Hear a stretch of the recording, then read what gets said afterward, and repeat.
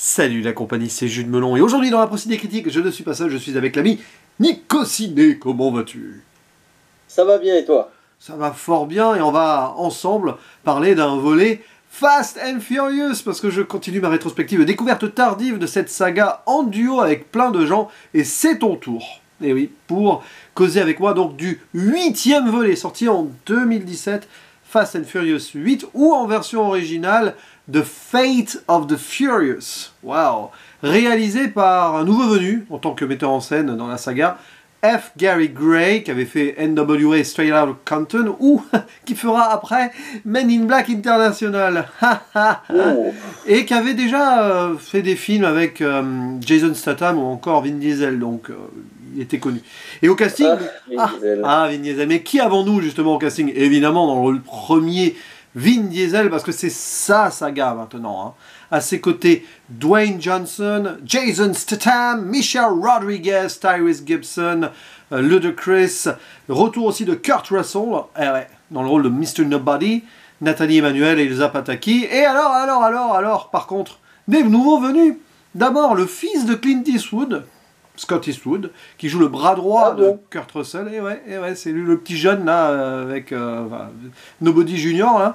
Et en grande méchante, Charlize Theron, et oui, qui avait aussi tourné avec le réalisateur.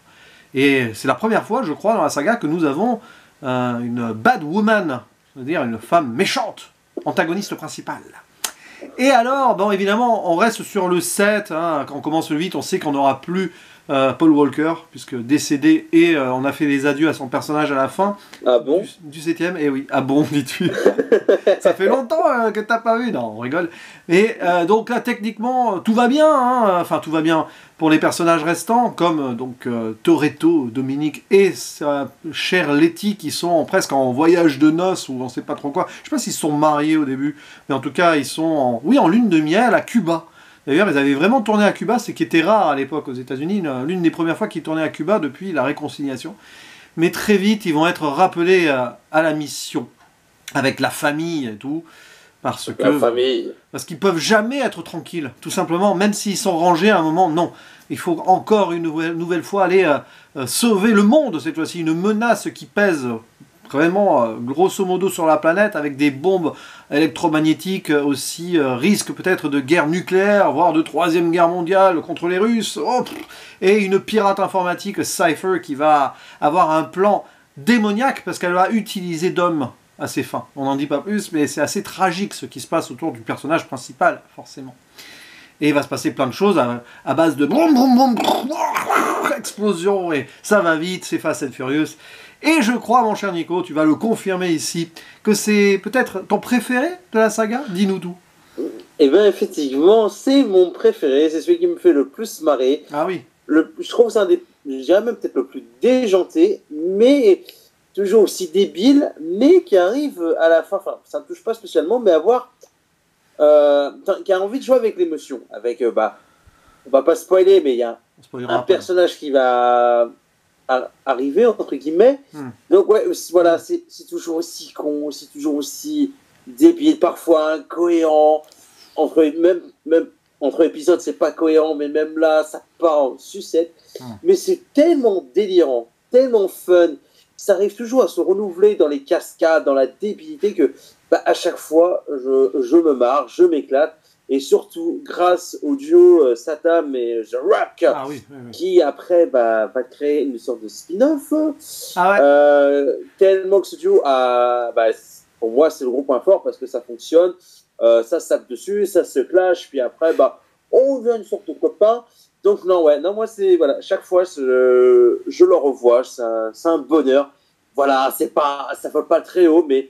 Voilà, il y a des cascades qui me font délirer, notamment une séquence quand ils sont là où tu as toutes les voitures qui tombent de haut. Tu te dis, mais qu'est-ce que c'est ce bazar? La scène du sous-marin qui sort de la neige qu'on voit même dans la bande-annonce. Oui, le fameux sous-marin. Donc, c'est fun, mais voilà, ça va pas très haut, mais en même temps qu'on va avoir un Fast and Furious, on y va pour le fun, on y va pour s'éclater, voir des caisses, et puis se marrer un bon coup, quoi. Et du coup, qu'as-tu pensé, toi? Alors moi j'étais resté sur un set qui m'avait positivement surpris. Après il y avait le côté émotionnel qui faisait qu'il y avait quelque chose autre. Bon, le 7, il était quand même over the top, what the fuck sur certaines cascades hein, aussi, même peut-être plus que le 8, je trouve, sur certains points. Là... Disons que je dirais que les cascades du 8 sont plus possibles d'être réalistes, contrairement au 7, je dirais. Ouais, disons que quand on va vers la fin, sur la neige et la glace, à un moment, il y a une explosion. Oh là là, hein, quand même. Hein, c'est ce qui s'appelle avoir... Je parle de certaines cascades. Hein, oui, c'est ce qui s'appelle avoir chaud aux fesses, vraiment sur le sens stricto sensu du terme. Mais grosso modo, c'est un film fun, c'est vrai. Alors, je trouve que le scénario... Alors, le problème, j'ai un souci avec ce film, c'est qu'il y avait moyen d'avoir des enjeux très forts. Ils sont là, ils sont posés, hein. Risque de troisième guerre mondiale parce qu'on veut s'en prendre aux Russes, donc en plus sur le sol américain, on sait quelles implications ça peut avoir. Toute cette scène à New York avec les voitures qui tombent, très intéressant d'ailleurs parce que ce sont des voitures un petit peu qui sont hackées, donc qui sont utilisées à distance. Ça fait un peu peur parce qu'on sait ce qui peut arriver même de nos jours avec les voitures Tesla. On sait que selon les problèmes informatiques, ça pourrait arriver. Et c'est marrant parce que dans le film précédent, il y avait aussi une réflexion là-dessus, mais je ne sais plus c'était sur quoi, mais il y avait aussi une réflexion sur, oui, sur l'espionnage. On a l'œil partout, d'ailleurs, il y a l'œil là qui revient là, aussi du film précédent. Donc c'est quand même intéressant de voir à quel point la saga Fast and Furious colle avec l'actualité et les nouvelles technologies, etc. Donc là, mais jusqu'où, justement, ça aurait dû aller plus loin, je trouve. À un moment, on arrive après dans les clichés, la méchante qui est très forte, parce qu'elle a un pouvoir sur notre héros qui fait qu'il doit faire tout ce qu'elle veut, on développera ça en spoiler, mais après ça part vite en mode, allez, gros, c'est très bourrin, il faut que ça revienne dans du Fast and Furious, et on fait même plus semblant. Je sais pas si tu vois ce que je veux dire, t'as la possibilité de développer un truc beaucoup plus sérieux. D'ailleurs, c'est un peu parfois le souci de Fast and Furious selon moi, c'est qu'on veut tenter des trucs très sérieux tout en restant dans le fun, dans le côté familial. Des fois ça marche, des fois ça marche moins. Ici ça marche un peu moins, mais par contre, sur le côté détendu et feel good buddy movie par moment où on a des conflits quand même entre certains personnages, ça marche super bien. Et tu l'as cité, The Rock, Dwayne Johnson et Jason Statham. Donc forcément, vous l'avez compris, Hobbs and Shaw, qui se retrouve dans cette prison à un moment, parce que bon, le personnage de Dwayne Johnson est rappelé sur le devant de la scène, alors qu'il entraîne son équipe de foot féminine avec sa petite fille, là. Il fait même un haka et tout, c'est n'importe quoi, mais au moins c'est drôle. Ça, au moins, ça c'est drôle. Et après, on les retrouve en prison, et ils se balancent des vannes de cellule en cellule, tant et si bien qu'ils ont tellement envie d'en découdre, qu'ils vont foutre le bordel dans la prison et s'évader en se bastonnant, quoi. C'est une scène totalement folle. Mais c'est très intéressant, et j'avoue que j'ai beaucoup aimé cette scène de baston dans la prison, là, même si la réalisation, c'est plus James Wan derrière la caméra. On voit que le réalisateur, il essaye de faire un peu du James Wan, mais ça manque de fluidité peut-être dans le montage, j'ai envie de dire, mais bon, peu importe. C'est ça, oui. Et après, on a les deux ennemis qui vont devoir s'associer. Ça fait un petit peu forcé aussi dans le sens où le personnage de Jason Statham, très vite, il va s'acclimater à la famille, mais pourquoi pas? Je trouve que c'est assez touchant quelque part. Et on y reviendra en spoiler aussi. Et c'est là où je vois d'ailleurs ce duo qui se met en place, parce qu'il faut aussi le savoir, et c'est de notoriété publique, entre Vin Diesel et Dwayne Johnson, ça pétait, hein. Ils ne pouvaient pas se saquer, donc là, je pense que au niveau du scénario, ils ont préféré éloigner le personnage de The Rock et celui de Vin Diesel pour associer un autre duo, pour éviter qu'il y ait des soucis peut-être sur le tournage et peut-être pour qu'ils aient le moins de scènes ensemble. Quand on y pense... En même temps, quand on sait comment est Vin Diesel, mais oui, c'est pas surprenant. Et d'ailleurs, c'est intéressant parce qu'on le voit presque en solitaire pendant tout le film, Vin Diesel, et ça colle bien avec sa personnalité où il a du mal à s'entendre un peu avec les gens. Et je crois qu'on a très peu de scènes où on voit Dwayne Johnson et Vin Diesel échanger dans ce film. Je crois à la fin, à la fin, à la fin, ils sont tous ensemble en fait. Ils s'échangent une Corona. Ouais, oui. C'est tout. C'est la Corona qui a dû coûter quelques millions pour qu'ils puissent accepter de jouer ensemble, peut-être. Je sais pas, c'est la Corona en or. Ah, mais tu sais, lors d'un barbecue, on finit toujours par s'entendre au bout d'un moment. C'est vrai, puis quand il y a des gens avec qui on s'entend bien autour, ça détend. Voilà, ça détend l'atmosphère aussi. Ouais, mais ce qui est drôle, c'est qu'aujourd'hui, limite, Vin Diesel appelle The Rock et il met The Rock il y a plus longtemps. Ouais, mais peut-être dans Fast and Furious 11, on reverra Dwayne Johnson, allez savoir. Mais donc, oui. Moi, je trouve ça laisse un petit vide, hein, sans Rock, personnellement. On verra bien, après, ça dépendra combien de zéros on aligne sur le chèque aussi, c'est toujours comme ça que ça fonctionne.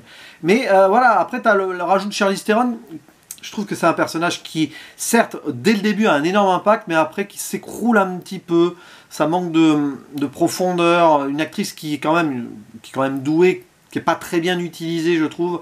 Même si, bon, voilà, hein, c'est parce qu'il y a le côté froid aussi énigmatique derrière. Et puis toute cette Moi, je mission... trouve qu'elle fonctionne très bien, personnellement. Bah, elle fonctionne sur ce point-là qu'on va évoquer en spoiler après, évidemment. Mais après, bon, évidemment, il y a le côté dramatique, tragique. Il va se passer des trucs très forts dans le film, quand même. Hein. Autour de Letty, autour d'un autre personnage qui va revenir, et autour voilà, des conséquences de ce retour de ce personnage. Et forcément, on arrive à un nœud, à un moment où tu as peur pour certains protagonistes, mais après, au final, il se passe ce qui se passe. Et puis, t'en parlais, c'est vrai, les scènes d'action à la fin, là, ce sous-marin qui sort de la glace, ça rappelle presque...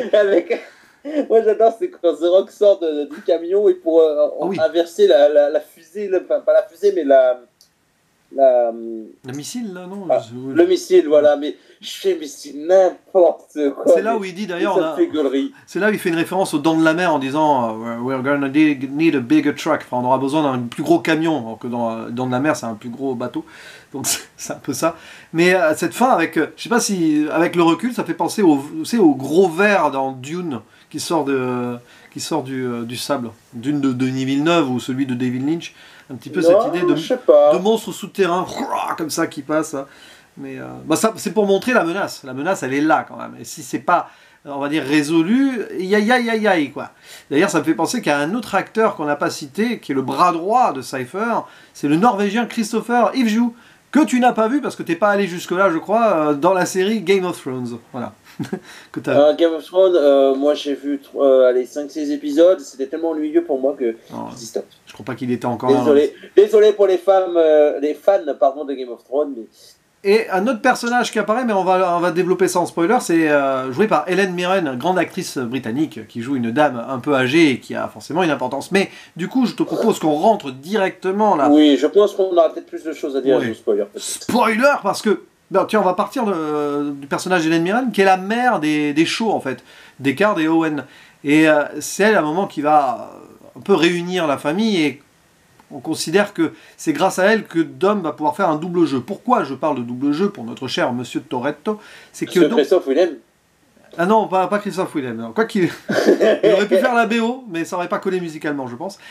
Et Dom Toretto, qui est obligé de passer à l'ennemi, et les autres autour ne comprennent pas, parce que Cypher détient son ex, donc joué par Elsa Pataky, pardon, qui s'appelle Elena, du coup. Il détient son ex et le fils qu'ils ont eu ensemble. Et oui, il est papa d'Homme Toretto, mais pas de Letty. J'ai l'impression qu'il y a une petite incohérence dedans, parce que ça fait combien de temps qu'il est avec sa copine actuelle là Ben, je sais pas, parce que en fait, comme il y a eu des films qui sont passés après, machin, là on sait plus trop. Parce que là, le fils, il est petit, tu vois, il est bébé, il doit quoi avoir moins d'un an. Ouais. Donc admettons, allez, il l'a quitté quand elle était enceinte, admettons. Ouais, mais c'est ça. C'est dans le 5, je crois, il me semble, ou le 6. Bon bref, oui, il y a peut-être que ça va plus vite. Après, il faut voir combien de temps se passe entre les films. Peut-être que ça va plus vite que le rythme de sortie, je ne sais pas. Mais donc, je sais pas. Du coup, il est obligé d'être froid et même de menacer ses amis pour sauver son fils et son ex. Surtout son fils, mais l'ex quand même, quoi. Parce qu'il a un grand cœur derrière cette montagne de muscles et ce cerveau qui n'est pas forcément très développé. Mais, je suis méchant. Mais quand même. Et du coup, c'est vrai que les autres ne comprennent pas, notamment Letty.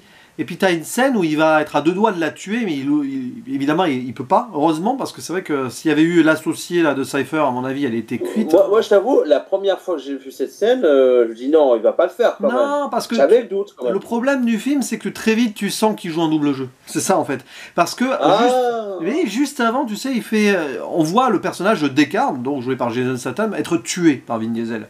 Mais on le voit très loin, presque hors champ.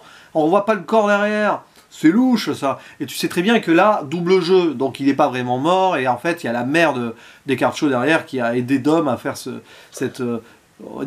côté agent double pour qu'il puisse empêcher Cypher d'agir et essayer d'aller récupérer son fils derrière.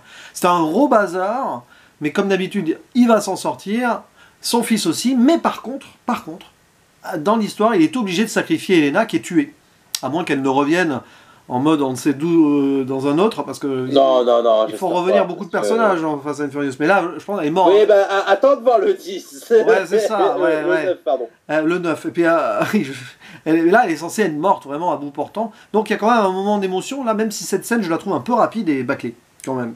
Je dis quand même, c'est un personnage qui est peut-être secondaire, mais qui a marqué la saga sur certains films d'avant. Voilà, puis bon, après, à la fin, forcément, moi, ce qui m'a fait rire, je sais pas si tu t'en souviens de cette scène où t'as Deckard Shaw qui joue le tonton avec le petit gamin, alors que ça bastonne autour, il lui met un casque sur les os. Oui, bah moi j'adore cette scène, elle me fait rire. Et moi, j'étais là en train de me dire, je me pose et dis, ben, le gars, c'était le gros ennemi du film d'avant, quand même. Ça va tellement vite, il devient un allié comme ça, de circonstances, mais très vite, il est intégré à la famille, comme ça. C'est n'importe quoi. Mais on avale des couleurs avec cette saga. C'est-à-dire que ça a beau aller trop vite et tout, tu te dis, allez, pourquoi pas, à un moment où la cohérence de la gravité des cascades... Moi je trouve que ça fonctionne plutôt bien, quoi. Ça va, certes, ça va trop vite, c'est un peu con, mais... Bah, je sais pas, moi je trouve que ça fonctionne plutôt bien. En fait, ils sont tous reliés par le côté familial. Parce que Deckard Shaw, il a son frère... non mais attends, tu verras un jour, on aura un spin-off, non pas un spin-off, un crossover Jurassic World et Fast and Furious, tu verras Blue avec un débardeur blanc en train de partager une Corona avec Dominique Toretto. Ah, peut-être que Blue, on aura... ce sera un clone de Deckard Shaw, peut-être, hein, à savoir. Mais non, mais... Non, mais moi, honnêtement, je kifferais voir ce crossover. Mais pour en revenir, mais sérieusement, là, pour en revenir à tout ça, déjà qu'il n'y a pas de logique dans les cascades et la gravité, pourquoi il y aurait de la logique, finalement, sur les liens qui vont très vite se faire ou se défaire? C'est ça, mais il y a des liens qui peuvent se faire plus rapidement qu'on peut le croire. Bah, face à un ennemi commun qui est plus grand, parce que là c'est vraiment le gros ennemi, Cypher, si on l'arrête pas, elle prend possession de diverses armées mondiales, elle peut déclencher elle-même une guerre nucléaire. Hein. Pourquoi? Oui. Parce qu'elle a envie, peut-être non, mais parce qu'elle a soif de pouvoir, et elle a envie de se venger contre la société, c'est une sociopathe. Hein. Comme dans beaucoup de films de ce genre, ou dans la série 24 heures chrono, il y a des moments qui m'ont fait penser à 24 heures chrono. Cette série avec Jack Bauer, ou pareil, Jack Bauer était indestructible, il pouvait être torturé pendant des heures, des jours, mais il revenait, il dormait pas pendant 24 heures, mais il tapait 10 personnes d'un coup s'il voulait, quoi. Mais enfin, avec une arme à feu et son côté, je m'infiltre, évidemment, pas avec les gros muscles. Et là, donc finalement, c'est pas si logique que ça, mais surtout qu'il y a cette idée de famille. Deckard, il a ce frère, Owen, on sent que les deux, c'est pas le grand amour, mais il y a la mère. C'est la mère qui va convaincre Deckard. Cette matriarche de la famille qui veut que ses enfants, enfin, reviennent peut-être dans le droit chemin, et elle va se servir de Dom Toretto et de la Familia pour ça. Donc ça peut fonctionner. Ça peut fonctionner. C'est vrai que Hélène Mirren, dans un film comme ça, quand même, c'est une actrice qui a été anoblie, je crois, c'est très étrange. Mais il n'y a plus rien qui se surprend, en fait, dans cette saga. Il y a comme le personnage de Kurt Russell qui s'amuse, et puis Scott Eastwood. D'ailleurs, Scott Eastwood, dans son personnage... Mais en fait, je me rappelle même pas qu'il est dans Scott Eastwood. En fait, c'est tellement un mauvais acteur. Bah non, mais tu le vois pas longtemps, mais il y a des moments, tu as l'impression que c'est Brian O'Connor, un peu... Enfin, c'est pour remplacer notre cher décédé Paul Walker. Il y a un petit peu ce côté-là. Et alors, dernière chose dans les spoilers, est-ce que ça t'a touché, toi? Je ne sais pas, mais le fils, comment il va l'appeler, son fils, Dom Toretto? Ben, il va l'appeler Brian, du nom du personnage de Paul Walker. Et là, tu vois, et là, tu te dis, bon, techniquement, Brian, il est censé être... Là, je trouve que c'est un peu grossier. Ouais, mais c'est là où c'est bizarre, parce qu'on est entre réalité et fiction. Le personnage de Brian est censé être heureux avec sa femme, loin de tout. Mais on sait que l'acteur est mort, donc là, tu as un hommage qui n'aurait pas forcément eu lieu d'être dans le film. Tu vois ce que je veux dire? Mais est-ce qu'il l'a pas appelé comme ça parce que c'était un de ses amis les plus proches? Oui, aussi. Peut-être hommage, peut-être. Oui, mais dans le film, il n'est pas mort. Dans le film, dans la saga, il n'est pas censé être mort, c'est ça aussi. Mais voilà, vu qu'on sait que l'acteur est mort, on a plus tendance à penser que c'est pour un hommage, etc. C'est pour ça, parce que de toute façon, on va revenir à la fin du set. Hein, la fin, c'est vraiment, on brise le 4e mur. Tu as vraiment l'impression que c'est un hommage à l'acteur à travers son personnage à la fin du 7. On sort complètement du film. Et là, pareil, à la fin du 8, avec le prénom Brian, tu as l'impression qu'on sort aussi de la saga. C'est là où, en fait, on arrive à avoir une connexion dans cette saga entre, oui, ce qui se passe, mais le spectateur, à travers ses acteurs, la famille aussi, les personnages, les interprètes. Et finalement, tout le monde est une grande famille. Le spectateur est intégré à cette famille à travers ses hommages aussi. Mais c'est ça, c'est ça, en fait. C'est que moi, je trouve, ce qui est bien avec cette saga, c'est qu'on finit par...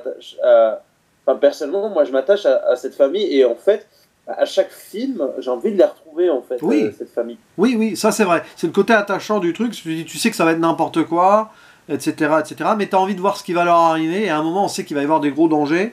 Tu sais qu'il y en a un qui va peut-être nous quitter aussi dans le lot ou revenir. Parce que c'est un peu ça maintenant, Fast and Furious. Un jour, on va avoir des zombies dans Fast and Furious. Mais en fait, ce qui est assez comique, je trouve, avec cette saga, c'est que tu as ceux qui préfèrent la première ère et la deuxième ère. Moi, je suis plus deuxième ère, donc à partir du 5, là où ça un peu beauf, mais très très très très fun, alors que je trouve avant le 5, pour moi, c'est ultra beauf, mais beauf.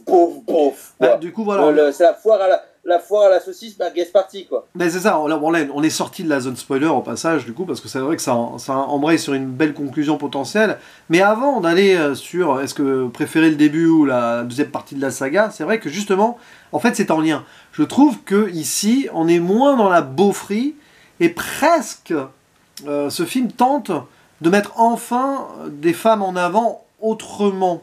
C'est-à-dire ici, on a le personnage de Charlize Theron qui est la grosse menace, et c'est vrai que depuis le début de la saga, c'est la plus grande menace qu'on ait eue, mais pas une menace physique, parce que c'est vrai que jusqu'ici, les femmes sont utilisées surtout sur leur plastique et leur présence physique. Là, c'est une femme qui a une énorme intelligence. Je sens qu'elle a un côté dominatrice, mais pas ça, une dominatrice sexy, mais tu sens qu'elle a du pouvoir, elle peut tenir les gens, excuse-moi l'expression, mais par les couilles. Ah mais oui. Dans le sens, voilà, moi je peux te faire ça. Je peux te tuer quelqu'un, tu vois, je peux le faire, tu vois, parce que j'ai le pouvoir et j'ai des gens derrière moi. Et même quand elle est sur le point de tomber, elle finit toujours par se relever, et c'est là qu'elle est puissante. C'est ça. Et c'est rare, on voit des femmes méchantes dans ce genre de film, en tout cas, assez puissantes. Oui. Et ça, je trouve ça, et ça, pour moi, c'est un des gros points forts aussi du film. Et là, tu te sens qu'il y a un glissement par rapport au premier film, enfin les tout premiers, où évidemment, hein, c'était un peu ça. Et bon, t'as au début quand même, ce début à Cuba qui fait un peu vrai Fast and Furious, hein, avec cette course improbable là, qui finit en tonneau, plouf sur la plage. Ah oui, j'ai oublié ça. Avec d'ailleurs un personnage de Vin Diesel qui sort de là comme ça, hop, et qui se relève sans la moindre égratignure. Limite, c'est pas s'il s'enlève pas la poussière sur le bras, quoi. Il y a quand même toujours. Même pour la voiture qui se retourne, qui prend limite feu. Putain, oui, c'est vrai. Bon, bah, puis bon, on va pas en revenir à la zone spoiler, mais c'est vrai qu'aussi à la fin, il s'en sort. Oh, c'est au début du film, ça va. Oui, voilà. Mais il y a quand même encore ces références-là, mais on n'est plus trop dans le tuning, même s'il y a toujours des belles voitures, même si on essaye de montrer des choses. Là, on a des voitures qui tombent, hein, tu parlais d'un parking, ça fait comme une invasion zombie à un moment aussi. On essaye de déshumaniser. Un des points forts aussi de cette saga Fast and Furious, c'est que il y a beaucoup de cascades qui sont utilisées avec de vraies voitures. Ah oui, bien sûr. Ah, ça oui. Il y a des CGI de temps en temps, mais sur certains points... Il y en a. Mais voilà, ça fait plaisir de voir que voilà, ça coûte cher. Ah, oui. Mais au moins, on sait où il va un peu plus le pognon, contrairement à d'autres films où on tairait le nom. Mais disons on sent que au moins, on sait où le fric est utilisé pour les cascades et tout, quoi. Mais disons que par exemple, tout ce qui se passe à New York, c'est très effet pratique réel. Après, ce qui se passe en Russie, là, sur le froid, on sent qu'ils ont dû faire du CGI, c'était un peu obligé quand même. Oui, bien obligé. Là c'était trop, là, c'était pas possible. Ils n'avaient pas non plus cassé la banquise ou des trucs comme ça. Mais du coup, pour conclure, toi, t'es plus... Mais au moins, c'est bien fait. Fait. Mais toi, t'es plus seconde partie. Moi, tu vois, je suis pas... Je vais pas forcément séparer première... Ah, moi non plus. Les premiers volets, la suite. J'aime tout dans ce film. Non, mais je parle, par exemple, tu parlais des premiers volets ou des plus récents. Moi, je préfère le côté fun. Oui. Voilà, on rigole et voilà. Où il y a un peu plus d'attachement que le côté un peu beauf quand t'as 12 ans. Enfin, pour moi, les premiers, c'est bien quand t'as 12 ans, quoi. Ouais, t'as plus de travail. Après, t'en avais un parmi les premiers qui se passait à Tokyo qui était vraiment bien sur le plan stylistique, mais les personnages... je le déteste, Tokyo Drift. Mais oui, mais bon, il est très très central dans la saga, Tokyo Drift. On sait qu'il a une importance. Je sais, il faudrait que je le revoie, je l'ai fait qu'une fois, mais je regarde des très mauvais souvenirs. Mais là, c'est vrai que bon, une fois qu'on est avec, à Miami avec cette famille, c'est sûr que vaut mieux pas découvrir Fast and Furious avec le 7 ou le 8, par exemple, ça n'aurait aucun intérêt. Mais je crois que moi j'ai découvert la saga avec le... Non, j'ai vu le 1 et le 2, et le Tokyo Drift, et après je suis passé direct au 7, je crois. Et c'est vrai que bon, après, on va au-delà du charisme. Là, on sent que les personnages et les acteurs ne font qu'un, au final, s'amusent surtout Dwayne Johnson. Et là, Jason Statham, les punchlines qui se balancent dans la gueule. En plus, il faut le voir en VO. Mais c'est drôle. Et puis il faut le voir en VO, t'as Dwayne Johnson avec son phrasé très américain et tout, et en face t'as le British là, ça colle super bien ça. On voit cette rivalité là, mais c'est vrai que, et puis Jason Statham qui fait une référence à Hercule, un film tout pourri où Dwayne Johnson a joué, je crois, enfin, il y a plein de trucs comme ça qui sont méta en fait. Et on voit qu'ils se balancent des punchlines même derrière sur leur personnalité. C'est pour ça qu'il n'y a pas de scène entre Vin Diesel et Dwayne Johnson, c'est parce que là, ça serait fini en pomme pourrie. Mais du coup, ta conclusion sur ce film, et peut-être ta note, mon cher Nico. Eh ben, moi, c'est un film que je trouve vraiment, vraiment, mais vraiment fun, où tu as des dialogues qui sont assez drôles. On a quand même une femme méchante qui est assez imposante, je trouve, avec allez, plus de subtilité, ce serait meilleur, on va être honnête. Ouais. Mais voilà, des cascades, Ouais. encore et encore, on en veut toujours plus. Je sais que pour beaucoup, il a été déçu suite au 7, et moi, perso, le 7, je trouve un peu surestimé. Voilà. Ça, je sais pas si c'est l'effet James Wan ou l'effet l'hommage, mais bon. C'est un peu des deux. Ouais. Mais voilà, non, moi, je le trouve très très fun. Chaque fois, je m'éclate devant. Et puis, je suis content de retrouver la famille. Il y a des petits côtés mignons avec la fin, tu vois. Oui. Donc, ouais, moi, c'est un très très très très bon 7 sur 10. Je peux pas mettre plus parce que, voilà, ça, c'est pas très haut niveau écriture. Ça manque de subtilité. Mais voilà, pour mon préféré, c'est un bon 7 sur 10. C'est vrai qu'il faut peut-être pas se laisser aveugler par le 7, qui forcément était au-dessus pour plein de raisons. Mais c'est vrai que la réal, bon, James Wan, il fallait passer derrière. Pas que celui-ci... il est bien réalisé, le 7, il est mieux réalisé que le 8. Oui, mais il démérite pas non plus, mais c'est vrai qu'il y a moins de travail là-dessus. Moi, tu vois, sur la note, c'est compliqué, parce que j'ai pas envie de mettre en dessous de 6, mais c'est vrai que sur le moment, j'étais en train de me demander, par rapport aux attentes, si je mets 5, ça le situerait tout bas dans la saga, ce qui n'est pas forcément Après, le cas. mais il faut pas s'attendre à grand-chose. Hein, non, c'est ça aussi. Mais bon, entre 5 et 6, peu importe. Ça sera pas mon préféré, c'est pas le pire non plus. Hein. Mais, t'es sévère, hein. Ouais, mais parce que, je sais pas, il fallait passer après le 7 et j'ai l'impression que, bon, même si les enjeux sont là... Mais pour moi, le 7, c'est entre 6 et 7. Hein. Ouais, je mets 7 parce que la réal est meilleure, mais je m'emmerde. Ah ouais, mais bon. Non, mais voilà, du coup, ça va vous permettre de débattre en commentaire. Préférez-vous le 7 ou le 8? Mais je sais que je suis un des rares à beaucoup aimer le 8. Non, mais c'est pas grave. Peu importe. Puis après, il faut voir ça globalement, de toute façon. Hein. Donc, à vous la parole. Hein. On a envie de voir si vous appréciez ce film. Est-ce que vous aimez Dwayne Johnson, Jason Statham, Vin Diesel et autres actrices, et Charlize Theron notamment, tiens, l'avis sur ce personnage? En tout cas, j'ai très hâte de voir ce que tu vas dire sur le prochain, parce que là, il y a encore beaucoup de choses à dire, et je sais qu'on est très très peu à défendre le film. Et puis il y aura le spin-off aussi, Hobbs & Shaw, donc ça risque d'être fun. Ah bien. En tout cas, merci Nico pour ce petit moment. Ben, merci à toi pour l'accueil. Puis ça fait très longtemps qu'on n'a pas fait une petite collab, ça fait plaisir. Ouais. Et c'était cool. Ah oui, merci à toi. Et puis on continuera bien sûr les Fast and Furious. La suite au prochain numéro, il en reste 2. Il en reste 2 plus, bien sûr, celui qui sortira au cinéma. Youpi! Et il ne reste plus qu'à faire le mot de la fin, le traditionnel. À la prochaine. Ciao!